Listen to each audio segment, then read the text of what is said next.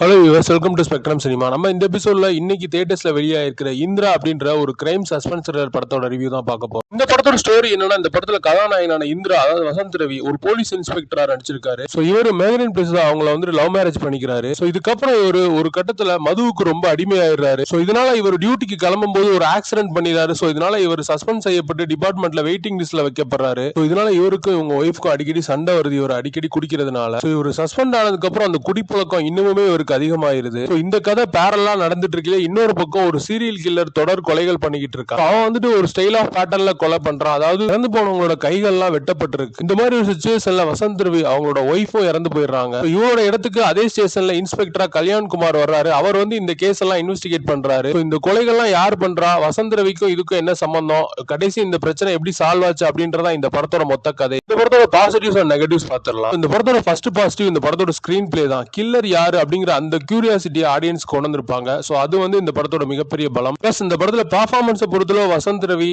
மெஹரன் Brezza, Kalyankumar, Sunil, இவங்க எல்லாரோட பெர்ஃபார்மன்ஸுமே இந்த படத்துக்கு என்ன தேவையோ சோ அதை கரெக்டாவே கொடுத்திருக்காங்க. படத்தோட சினிமாட்டோகிராஃபியை பொறுத்தவரை ரொம்ப நல்லாவே இருந்தது. சோ அது இந்த படத்துக்கு ஒரு பேக் போன்னே சொல்லலாம். இந்த படத்துக்கு ஏத்த மாதிரி ஒரு டோனை செட் பண்ணிருக்காங்க. அவங்க கிரியேட் பண்ண அந்த ஃப்ரேம்ஸ் எல்லாம் ரொம்ப நல்லாவே இருந்தது. பேக்ரவுண்ட் ஸ்கோரை பொறுத்தவரை இன்னும் கொஞ்சம் எங்கேஜிங்கா கொடுத்திருந்திருக்கலாம். அந்த படத்துல பிரச்சனை என்னன்னா, ஆடியன்ஸை கெஸ் பண்ண வைக்கிறாங்க யாரா இருக்கும் அப்படின்ட்டு. அது எப்படின்னா யாராங்க இருக்கும் அப்படின்னு ஆச்சரியம், நம்ம ஒரு எக்ஸைட்மெண்டா இருக்கும். அந்த மாதிரி இல்ல, யாராவது அங்க சம்திங் இருக்கும் அப்படின்ற லெவல்ல தான் அந்த எக்ஸ்பெக்டேஷன்லாம் இருக்கு. அது மட்டும் இல்லாம ஃபர்ஸ்ட் ஹாஃப் பொறுத்தவரை ரொம்ப ஓரளவு ஸ்லோ ஆன் அண்ட் ஆஃபா தான் போகுது. அது மட்டும் இல்லாம ஏற்கனவே வந்த பல படங்கள்ல உள்ள பேட்டர்ன்ஸ் தான் இதுலயுமே ஃபாலோ பண்ணிருக்காங்க. செகண்ட் ஹாஃப் சில இடங்களை நம்ம கெஸ் பண்ணலாம். ஒட்டுமொத்தத்துல நம்ம சைடுல இந்த படம் வந்துட்டு ஒரு ஆவரேஜான ஒரு ஒன் டைம் வாட்சபிள் மூவி தான். சோ தேங்க்ஸ் ஃபார் வாட்சிங். Subscribe our channel.